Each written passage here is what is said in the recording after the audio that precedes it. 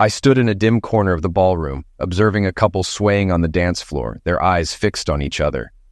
As her partner drew her closer, the woman's chest rose and fell, her small frame pressed against his large one. Their movements were graceful, he with the agility of an athlete, she following suit admirably.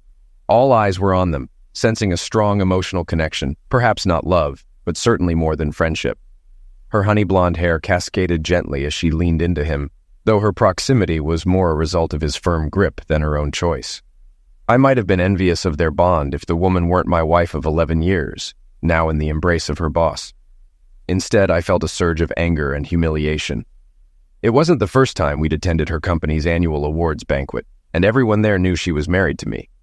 I noticed people searching for me, anticipating the inevitable confrontation. After 3 dances, they left the dance floor together, joining colleagues at a central table. I watched as she gazed at him with the same fervor she once reserved for me. Though it had been some time since I'd seen that look, the revulsion inside me only grew. All I could think was that the eruption was imminent. The pressure was building, but I just had to hold on a little longer. I grappled with the conflict between my current feelings of fear, hatred, and resentment towards the scene unfolding before me and the love, respect, and trust I once held for my beloved wife. It was a battle I found myself losing despite my efforts to overcome these emotions. Now, I was sinking into despair and self-pity, bowing my head in defeat. Over the past months, I had exerted immense effort to win her back and mend the fractures in our marriage. I meticulously planned date nights, attended to household chores, switched off the TV, and attempted to engage in conversation, only to have her walk away. I left flowers, heartfelt notes, and love-filled cards, only to discover them discarded in the trash. Even sending flowers to her workplace yielded no response. What more could I do but wait? I wondered to myself. Pushing these distressing thoughts aside, I made my way back to the makeshift bar nestled in the corner of the room, standing behind Mary Ann, an acquaintance of my wife's from her previous workplace. "Having a good time?" I asked, striving to appear nonchalant. "I always enjoy these yearly gatherings." "Harold sure does love those free drinks," she responded.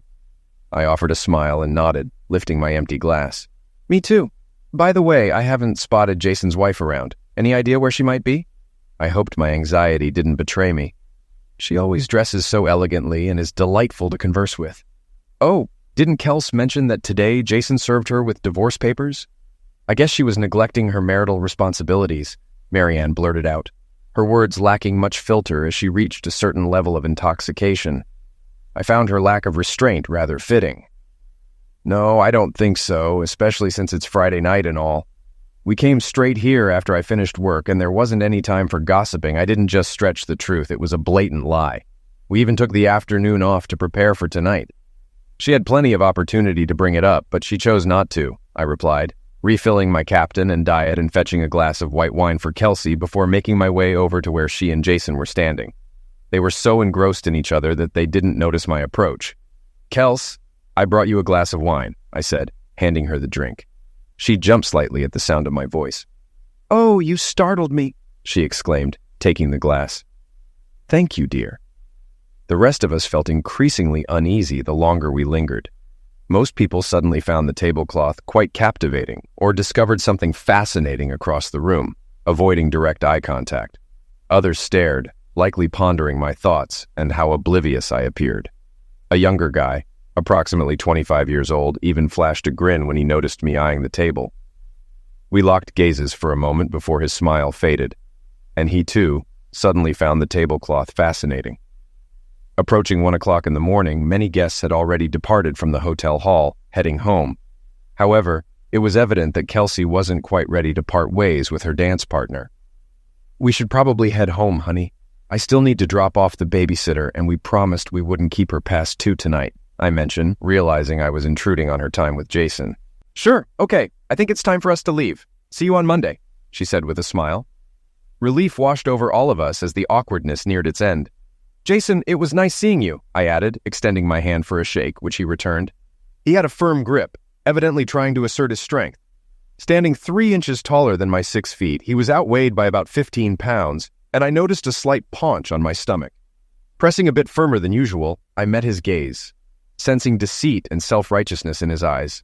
Eventually, he released my hand and bid us goodnight. I waved to the remaining guests as we exited the room and headed to the car. We remained silent during the drive home, although Kelsey wore a radiant smile. Upon arriving home, Kelsey checked on Caitlin, our 9-year-old daughter, while I settled up with Brittany and prepared to take her home. Upon my return, I headed to the bedroom to find Kelsey, already asleep in bed. After checking on Caitlin, I visited the bathroom before retiring to the spare room for the night. I knew any possibility of closeness between us was out of the question tonight, as I struggled to recall the last time we had been carnal. With my eyes closing, the ceiling was the last thing I saw before slipping into a restless sleep. Rising early on Saturday morning, I mentally went through my checklist for the day. Caitlin was already in the living room engrossed in her shows, and I offered a slight wave from the doorway. "Have you had breakfast yet?" I inquired. "Yep," she confirmed, waving a spoon dripping with milk, splattering drops onto the carpet. "All right, settle down. Mom's still sleeping, and I need to get to work in my office," I reminded her. "Got it, Dad," she replied with unnecessary volume, causing me to chuckle. Around 8:30, I dialed my lawyer's cell phone, knowing he often worked from home on Saturday mornings. "Good morning, Bill. It's Matthew Franks," I greeted. "Morning, Matt. I'm guessing this isn't a cheery call," he responded, already anticipating the nature of the conversation. "You got it. It's time to set the plan in motion. I've learned that Jason served his wife yesterday. Any word if Kelsey has consulted with a lawyer yet?" "I don't think so, but I'll double-check. Let's meet at the coffee shop in half an hour. Make sure to sign and date the forms with my assistant for notarization. We'll file the paperwork first thing Monday morning and serve her at lunch," Bill outlined the plan. "Sounds good to me. See you soon," I confirmed before ending the call. Arriving early at the coffee shop, I offered a faint smile to the person behind the counter before collecting my order and settling into a cozy chair by the fireplace. Lost in thought, I never imagined I'd be divorcing the one true love of my life. It's challenging to pinpoint the exact moment when you realize your comfortable life is unraveling. For me, it was triggered by a traffic ticket, one of those automatic camera checks for running a red light. When the notice arrived in the mail, I chuckled, instantly recognizing it as Kelsey's doing. She always flipped on her headlights when in a rush. I opened the envelope, deciding to silently shed tears instead of speaking. It seemed futile to confront this directly. The photo depicted Kelsey with a man's shoulder and arm visible beside her. Though his face wasn't visible, I knew who it was.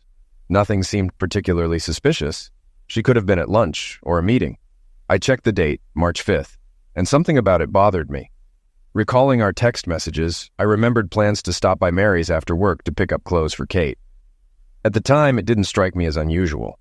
Despite my suspicions, I dismissed them, attributing it to Mary's usual generosity. Checking the intersection on Google Maps revealed it was on the opposite end of town from Mary's residence. Still, I tried to convince myself it could be innocent. However, as I pieced together events since late November, doubts grew. Kelsey had kept a low profile, and holiday arguments became commonplace. By January, affection dwindled, and our conversations revolved around work or Caitlin. We no longer discussed our dreams, family vacations, or our future together. Since childhood, I've had a trust fund. Initially, my great-grandfather purchased undeveloped land in the Pacific Northwest, selling portions as the local town expanded. Upon his passing, I inherited proceeds from these sales, boosting the fund. Following my grandfather's pass away, it grew once more. Thankfully, my family's self-sufficiency meant I never had to dip into it. The balance stabilized and even grew slightly through accrued interest. Upon my father's demise, with my mother also deceased, I inherited all family property, merging it with my trust. With our accumulated wealth, we were on the verge of settling for life. However, Kelsey and I continued to work and increase our net worth. In anticipation of retirement, I obtained a prenuptial agreement to safeguard the fund. Throughout our marriage, Kelsey and I regularly updated our prenup and wills. One clause that remained unchanged was the standard divorce clause, delineating asset ownership. We also included a provision for Caitlin's education in case of my pass away or divorce, with specific conditions regarding the circumstances. To ensure preparedness, I maintained access to legal and accounting services. Seeking advice, I reached out to my lawyer for a referral to the best local divorce attorney, scheduling a consultation later in the week to explore my options. Given our sturdy prenup, he remained unworried about potential financial concerns. I clarified that while I wasn't ready to take drastic action yet, I sought guidance on the next steps. Well, Matt, one option is to hire a private investigator to delve into the situation and ascertain if there's cause for concern. Unfortunately, all my PIs are currently tied up with other cases. It'll be several weeks before they can prioritize yours. But I'm not keen on waiting. This is already keeping me up at night. Are there any other avenues we could explore? There is one possibility, albeit a somewhat dubious one. He's trying to turn over a new leaf, but he's not exactly the most trustworthy character. We affectionately refer to him as Larry the Rogue, Bill elaborated. He's a former cop who got the boot due to complaints and some shady dealings. He could get started immediately, but I'm hesitant to recommend a long-term partnership with him. Why the nickname? I inquired with a chuckle. I want to ensure everything is above board, so if we uncover anything, we're on solid legal footing. If we need to proceed, that's fine. Is he legit? I understand he has a knack for obtaining evidence such as detailed photos, videos, emails, and phone conversations that, let's say, tread the fine line of what's admissible in court. But I've heard his findings are ultimately conclusive proof of infidelity, one way or another. All right, as long as it's within legal bounds, we can settle with him for now and transition to a more reputable private investigator in a couple of weeks, I mused. Pausing, I added, Do you reckon he can kick things off today? I'll give him a call and find out. I'll keep you posted here in the office. Sound good? I handled a stack of paperwork for both the lawyer and the dubious investigator, facilitated his connection with my accountant, and kept the retainer fee separate from my personal account to ensure Kelsey remained unaware of my actions. I didn't want to alarm her, especially if this turmoil in our marriage was just a passing phase. Meanwhile, amidst these proceedings, I endeavored to mend my relationship with my wife. Life had taught me that significant changes and out-of-character actions usually have underlying causes. Uncertain about what drove my wife's behavior and whether we were beyond reconciliation, I resolved to fulfill my husbandly duties. Taking matters into my own hands, I showered her with affection and aimed to become the epitome of a loving and supportive husband. Yet my efforts were met with rejection at every turn, signaling that we may have reached an irreversible breaking point. One Thursday afternoon, I was summoned to my lawyer's office to review the findings unearthed by the rogue investigator. I was presented with hours of footage capturing their liaisons, carnal encounters, and apparent bliss as a couple. Accompanied by photographs, call logs, and personal correspondence, the evidence left me both impressed and repulsed by the rogue's methods, affirming the appropriateness of his moniker. I sat there devastated. The idea of Kelsey having an affair with Jason Stanton was inconceivable to me.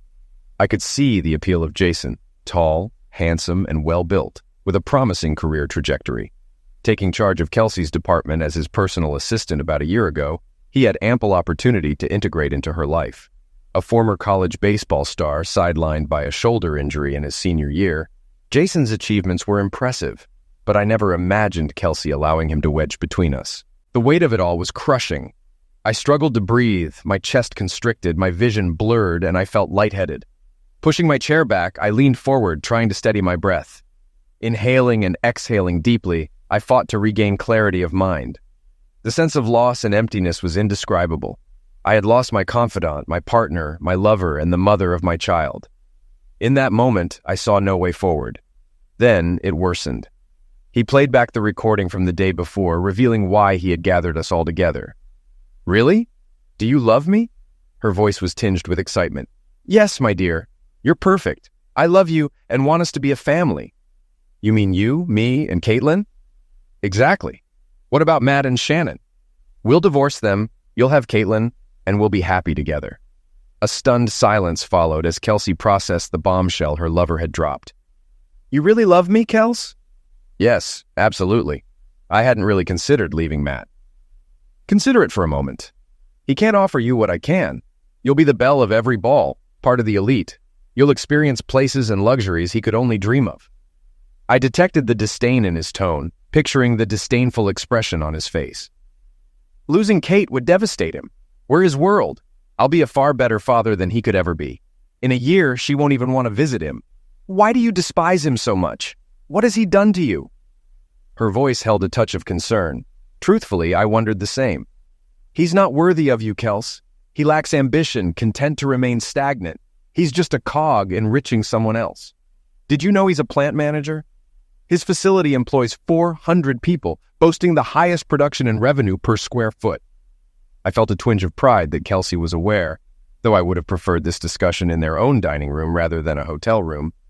He's weak, a beta without drive or ambition, never even pursued an MBA. He served his purpose, honey.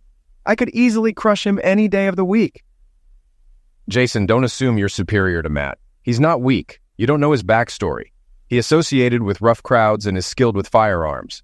He nearly took a dark path but chose education. That's why he delayed college after high school. Now, she seemed to boast, he's stronger and tougher than you realize. Promise me you won't resort to violence. I don't want either of you getting hurt. Matt's for Kate's sake, and you're for mine. But I'm not. I'm in love with him. I wished it were true. But you replaced him as my man. My love. She paused, pondering. How will it work when we divorce them simultaneously? I need to prepare before serving Shannon. Given her mental health issues and our year-long celibacy, it shouldn't be challenging. I'll split everything 50-50. She's unlikely to object. Okay, but you must file for Shannon before I consult a lawyer. She was resolute. It seemed she aimed to ensure her stability and not risk her comfortable life, even for her true love's sake. Come here, woman, I motioned, requesting the recording be turned off. At this juncture, listening was unnecessary. I glanced at Bill, grappling with how to handle this. You strike first, Matt. But what if she changes her mind? They rarely do that, Mr. Franks, he remarked solemnly. I'm afraid they've reached a point where nothing you do or say will sway them, Bill added. I observed the scoundrel closely for the first time. He appeared to be in his 30s, fit, and his suit was impeccably tailored, quite unlike my preconceptions. Respectful and seemingly insightful, I began to view him more as Larry than the scoundrel. It seemed he genuinely cared, despite being paid for his services. Would you still want her after knowing all this? Larry inquired, echoing Bill's sentiments. You're probably right, Larry, I acknowledged, turning to Bill. Give me a day or two to decide, and I'll be in touch. All right, sounds good, Matt. Shall we draft the documents now and finalize details later, or halt the process if needed? Bill proposed. Yes, let's proceed that way, I agreed. Larry handed me his business card as we concluded. Here's my personal number, Mr. Franks, in case you ever need me. Please, Larry, call me Matt, I insisted. Thank you, Matt. If you decide to pursue revenge, I know some people who could assist. After all, they don't call me Larry the Dastard for nothing, he remarked with a grin. Appreciative but uncertain, I responded, Nice meeting you, Larry. I'll reach out if I need assistance. Though I doubt I could go through with it against Kells, it's reassuring to know I have support if I choose that path. With a smile, Larry bid farewell and departed in his car. Throughout the weekend, I grappled with my decision, struggling to focus on anything else. It seemed Kelsey was oblivious to the gravity of the situation, having already decided our family's fate. Doubt, anger, fear, and disappointment consumed me, particularly the loss of my identity and family. Caitlin's future weighed heavily on my mind, aggravated by the thought of this arrogant man raising her. Emotions ran rampant, leaving me in a fog of confusion until Sunday morning, when clarity dawned. Sitting on the back porch with a pounding headache, it dawned on me that this fate was inevitable, regardless of my resistance. I'd already lost my wife and family. Now, it was a matter of how and on whose terms. The saying, lead, follow, or get the hell out of the way, resonated with me. I refused to step aside or follow these schemers. There was only one option left, to lead. On Monday morning, I phoned Bill. Bill, it's Matt Franks calling. Good morning, Matt. Any progress on finding a solution? Yes, I'd like you to complete all the necessary paperwork, including only the legal photos Larry obtained. Split everything evenly. I hesitated. Do you think we should sell the house? Yes, we used a low-interest loan from my trust to purchase it, so essentially we've been paying ourselves all along. We'll divide any proceeds from the sale, but I'll repay the full loan amount and the accumulated interest. Also, please allocate $200,000 from my trust to Kells as a considerate payment for her services. It might soften her stance if she knows she won't be left destitute. I'm seeking primary custody of Kate. I understand it won't be simple, but perhaps Larry can uncover some damning information about Jason that diminishes his suitability as a father figure. I've heard he was quite the fraternity standout in college. Maybe he got carried away with some of his exploits. Please have Larry investigate. I have a contingency plan for Kate. If primary custody isn't granted, draft the most generous shared custody arrangement imaginable for me. I paused to allow Bill to catch up. Additionally, I intend to file a lawsuit against Jason for alienation of love and affection. I want to involve his wife, Shannon, in this ordeal as well, ensuring she's fully informed of the situation within legal bounds. On that note, I'd like you to devise another infidelity divorce plan for her. I'll cover the expenses. While we can serve them both in the exclusion room, it's unlikely to yield significant results. I'll also need Shannon to sign a contract with me. I can start drafting the forms, but without her consent or details, I'm unable to proceed further. Bill clarified. I see what you're aiming for. It's about stirring the pot a bit, and while we're at it, I want to sue Kelsey's employer for permitting her affair with her boss. While there may not be a moral clause in their manual, it's dubious for any company to overlook such misconduct under their supervision, especially given his position as her direct superior. It's doubtful this will go far, but let's rattle the cage and see what unfolds. Understood, Matt. This will incur substantial costs up front and potentially escalate. We're looking at extensive manpower here, and if this escalates further, I want to ensure they don't profit unjustly. As my dad used to say, engaging a lawyer is essentially negotiating the price. Bill chuckled at my sarcastic remark about lawyers, remarking, "Your dad was a wise man indeed. Remember, you're not obligated to provide her any funds from your trust. Your prenuptial agreement is rock solid." I understand, Bill. But after reflecting on it over the weekend, I've decided that if I don't leave her in financial straits, she might be more inclined to meet my terms. And truthfully, she deserves it. She put in hard work and supported me. We were both saving for our future together. I figured it might give her an edge over Jason so she won't have to rely on him as much when she's on her own. She deserves better. But there's no way I'm giving that cheating scoundrel Jason more than he's already taken from me in life. I mean, my wife should have been enough. As I spoke, I felt a surge of anger, thinking about how Jason had seized the life that should have been mine. Despite the circumstances, I always strived to be fair in my relationships and wanted to ensure I treated Kelsey with fairness, even if she didn't reciprocate.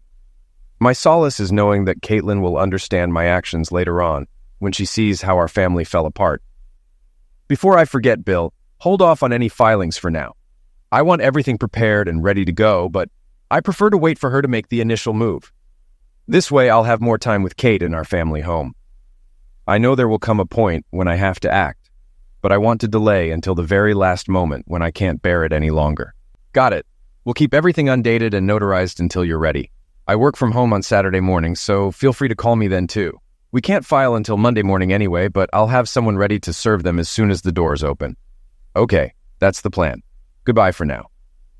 I retrieved Larry's business card from my pocket and dialed the number. Larry, it's Matt Franks. How's it going? I'm good, he replied. Are you ready for some dirty work? Well, kind of, but I need you to hold off until I give the green light. No problem, Matt. What's the game plan? Can we meet up? Yes, give me an hour. Sounds good, I responded. I was already waiting when he pulled into the parking lot. After grabbing some coffee and a snack, he sat across from me. I want to gather all the damning evidence. Photos, videos, recordings, everything. And we need to figure out a way to anonymously send it to Shannon Stanton, perhaps through email. No problem. I know someone who operates on the dark web, Larry said, and that's it. How about posting a video on a XXX site or sending nasty messages to Kelsey's parents or co-workers? Man, he's devious, I thought. No, Kels still has to stay in town. I wouldn't want her to be so humiliated that she leaves town with Kate. And despite everything, I still love her, even if she doesn't love me anymore. I slid an envelope containing $5,000 in cash across the table. This should help you get started, but let me know if you need more. Larry accepted the money and glanced at me. I think $3,000 will suffice. He may be tough, but at least he's straightforward. Consider the rest as an advance. I might require your expertise later.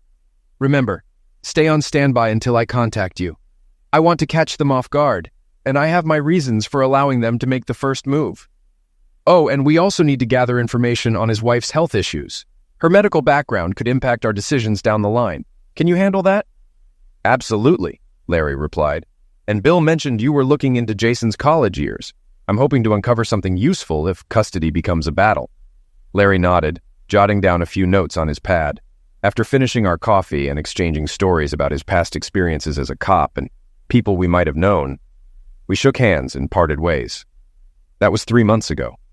My thoughts returned to the present as Bill arrived, followed shortly by his assistant and Larry. Ready to proceed? Bill inquired once we were all seated. Yes, it seems that way. Larry, do we have any indication if Kelsey has sought legal counsel? As far as I know, no, I replied. I quickly checked her email after Bill's call and didn't find anything.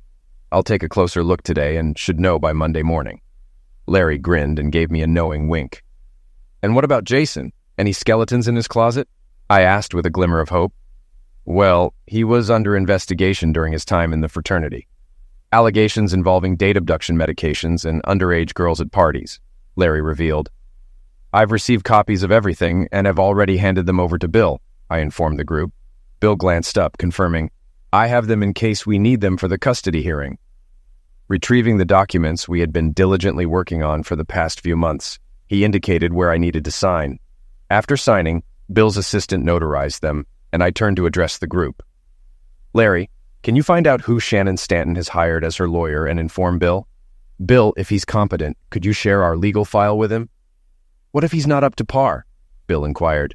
Then we'll figure out a way to connect you with Shannon. But I prefer we handle it properly. Bill, can I collect the documents on Monday afternoon? I plan to hand the paperwork to Kelsey personally first, informing her of the situation, and then you can officially serve her on Tuesday. Bill nodded understandingly and conferred with his assistant about preparing the server for Tuesday. I believe we can begin reaching out to Shannon since she'll likely be updated soon. Bill, you can share the file with Shannon's lawyer on Monday afternoon, provided it doesn't interfere with my discussion with Kelsey on Monday evening. I leaned back in my chair, exhaling deeply. Things should be fully underway by Wednesday. Matt, have you considered where Kelsey will stay on Monday night? Bill inquired suddenly. Would it be an issue for her to stay at the house for a few days? No, unless a restraining order is obtained and she consents, I wouldn't share a bed with her. Legally, it shouldn't be an issue, but it might make you uneasy. I'd worry about how a less scrupulous lawyer might exploit this information, Bill added. All right, I'll give her a week to find alternate accommodations. We're not carnal at the moment, so I don't foresee any issues. Oh, you mean sharing the same bed? But our documents grant me temporary control of the house and custody of Kate, right? Yes, until her attorney files a motion to overturn the arrangement, or until we all reach a consensus. I meant actually sharing the same bed. It might give off an odd vibe, Bill explained. Don't worry, we're not sharing a bed currently. Hey Larry, what did you uncover about Shannon's health? She's been battling depression and bipolar disorder for years. Apparently, the medications have dampened her libido, so Mr. Wonderful went searching elsewhere. I'm not sure we want to know how you obtained this information, I remarked. Larry simply grinned and shook his head while Bill pretended to be shocked. Bill, does this have any relevance to our situation? I inquired. Not at the moment.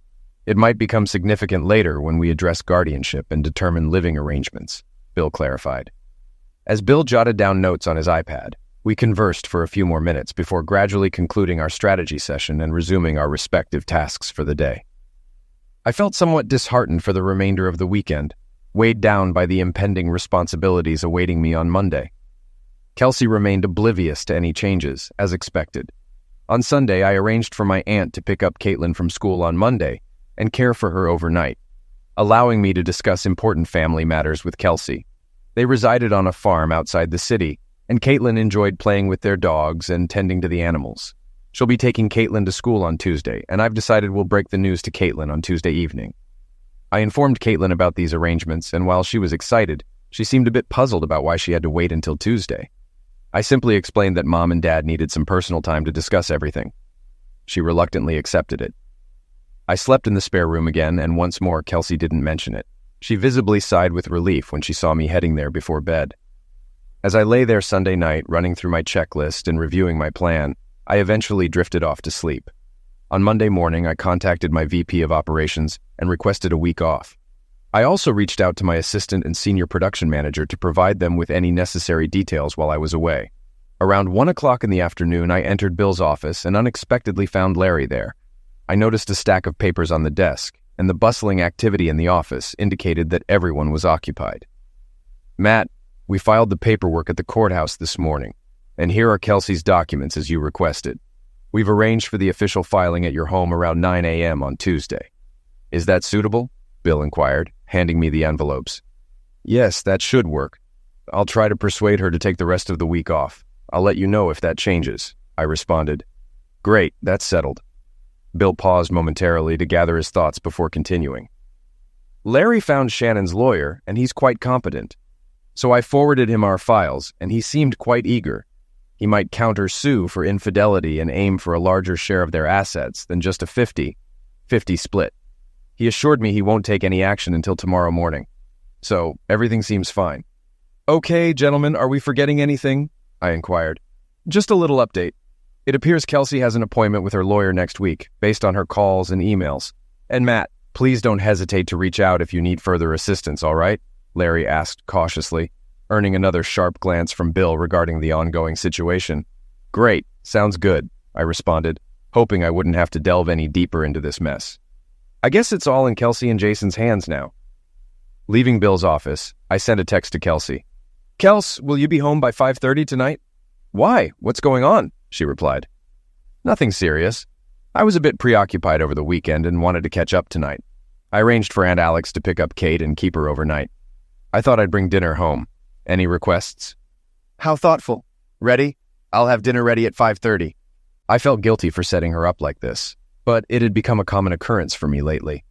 I hoped she would interpret it as me making an extra effort to be affectionate. Kelsey arrived home around 5:15 and changed while I set the table and served the food. I poured us each a glass of wine and sat at the table, waiting for her. She took a long sip from her glass as she joined me. We shared the food and engaged in light conversation, and she seemed completely unaware of what was about to unfold. "What's your schedule like for the rest of the week?" I inquired after we finished eating, both of us freely picking at our favorite dishes. "Do you want to make plans?" she asked, glancing at me sideways. "No, I thought you might want to take a week off after we talk," I stated in a flat tone, trying to keep any emotion out of my voice. "Why should I do that?" "You'll understand, Kels," I said, placing the envelope on the table in front of her. She glanced at it and then back at me, taking another sip of wine. "I'm aware of Jason and your intentions to file for divorce," I stated bluntly. She coughed slightly, surprised, and stared at me with a blank expression. I could see her mind working, trying to comprehend how I found out and what actions she could take to slow me down. "What scam?"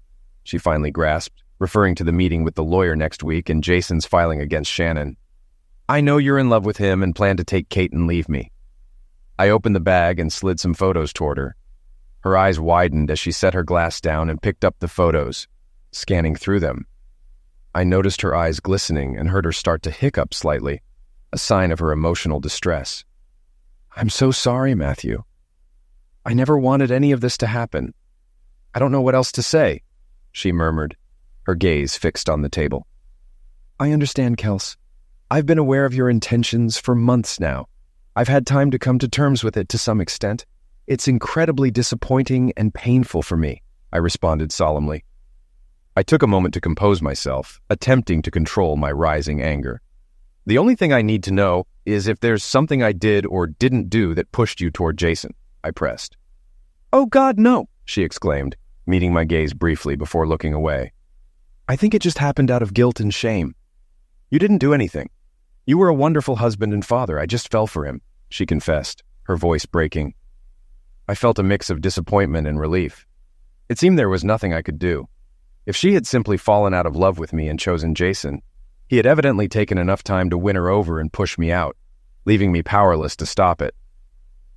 Our marriage had reached its end, and all that remained was paperwork. I presented the terms of the divorce and handed them to her. "Here's the proposed agreement. I've already filed my application, so you won't need to do that. If you agree to my terms, the main points include upholding the prenuptial agreement, meaning my trust is off the table. I'm offering to sell off our joint assets and split them equally, including the house. Since I filed first, I'm requesting full custody of Caitlin and minimal child support. Of course, you'll have a flexible visitation schedule. I'll keep her on my insurance, but you'll need to arrange for your own. You can keep your $401K and any investments from the marriage, as well as the inheritance from your mom. I don't want to take what's rightfully yours. We'll divide the investments we made together. Kate and I will remain in the house until it's sold. Additionally, I'm providing $200,000 from my trust to help you get settled. I suggest you create a prenuptial agreement to safeguard your assets if you proceed with Jason. I want to ensure you're self-sufficient, so I'm not asking for spousal support." I paused to let her process what I'd outlined. "I think I should have custody of Caitlin. She'll need her mother as she grows up," she asserted. "I wholeheartedly agree. But you can be involved through visits and calls. Frankly, I don't trust Jason with our daughter. I know he plans to win her over with gifts and charm. Since he couldn't have his own child, he wants mine. I'm already generous in letting him have you, but he won't have our daughter. I understand you'll want to discuss custody further. Let's let the lawyers handle it and try to keep it civil. I offered custody as a peace offering after seeing Kate's reaction during her discussion with Jason. He wouldn't damage her, but that's for you to decide. Separating her from her mother isn't the solution. For now, she'll stay with me until we find a better arrangement. You can stay in the master bedroom for a few nights or a week while you figure things out. Kelsey, my love for you hasn't wavered.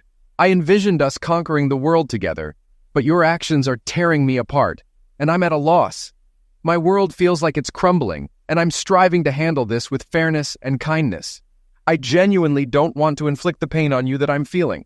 But trust me, if you escalate things or let Jason meddle, I won't hesitate to respond in kind. And dear, I have resources at my disposal that neither of you possess. My demeanor shifted and she could sense the frustration in my voice. I can play hardball if pushed. You've seen this side of me before, so please, let's keep this conflict at a manageable level and allow the lawyers to navigate it. I truly want to maintain civility and respect in our interactions. It's crucial for Caitlin to see us being civil. I envision both of us playing active roles in our daughter's life. I implore you, I don't want our situation to devolve into a prolonged, bitter battle. I'm available until the end of the week, and according to legal protocol, you must be formally served, which is set to happen here at the house at 9 a.m.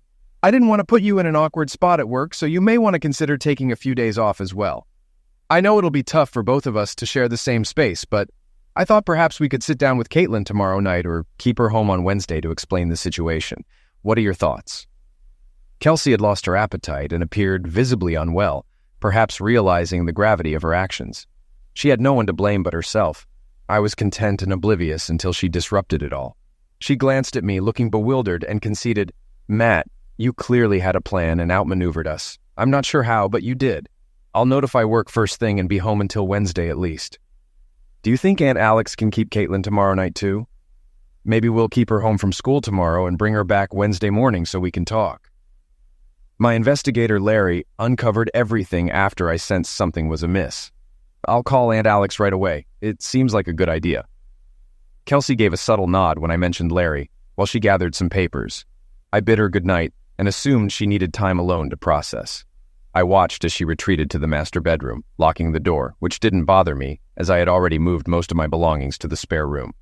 I phoned my aunt, explaining the family situation, and she agreed to keep Caitlin an extra night, dropping her off Wednesday morning. I also informed Caitlin, who was puzzled but accepting. I assured her that my mom and I would explain everything. On Wednesday, as I tidied up and prepared for bed, I heard Kelsey murmuring on the phone behind the closed door, followed by quiet sobs as she mourned our broken marriage. Early the next morning, I heard Kelsey downstairs, getting ready for work. At precisely 9 a.m., she accepted the package, excluding the sensitive materials. Shortly after, she grabbed her belongings and left without specifying her destination, presumably to meet Jason, her lawyer, or someone else sympathetic to her plight. Later in the day, Bill called to update me that both Jason and their company had received our legal claims. Surprisingly, Shannon had also countersued Jason around the same time. Bill stressed the importance of remaining vigilant, as Jason had apparently made threats against me. Although I never anticipated Jason acting recklessly given his gains, I took precautions.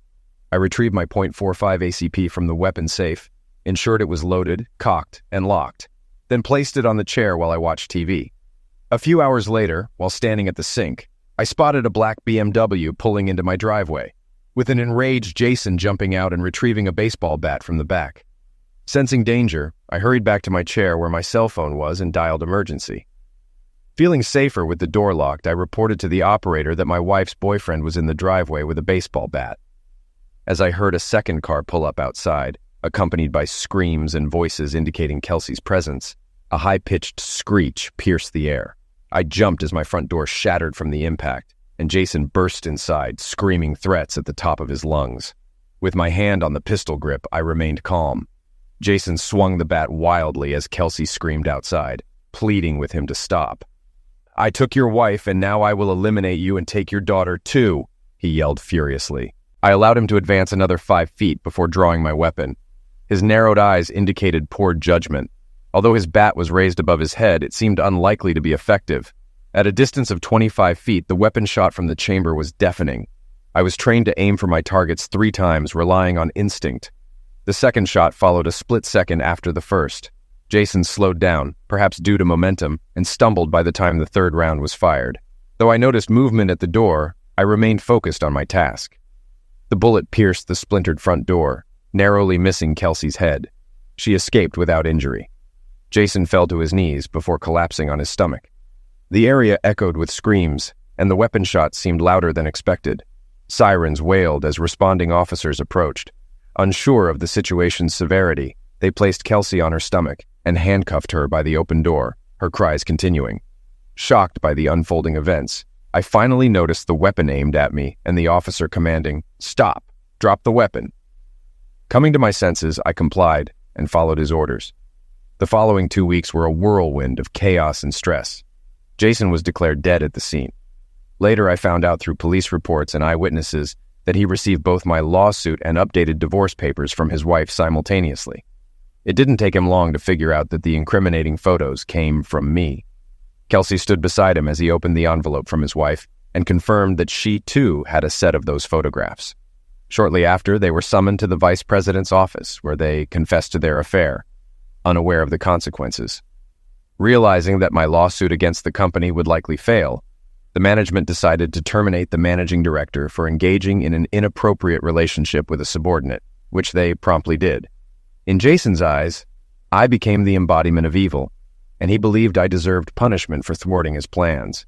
Grabbing one of his souvenir bats from the office, he set off for my house. Kelsey spotted him through the conference room window on the second floor and guessed his destination. She intercepted him in our driveway, attempting to calm him down before any injury was done to me. Unbeknownst to them, I had been forewarned of their arrival and was prepared. Kelsey ended up with a black eye when Jason struck her while she tried to prevent him from entering. Other than that, she sustained no further injuries, but endured months of nightmares.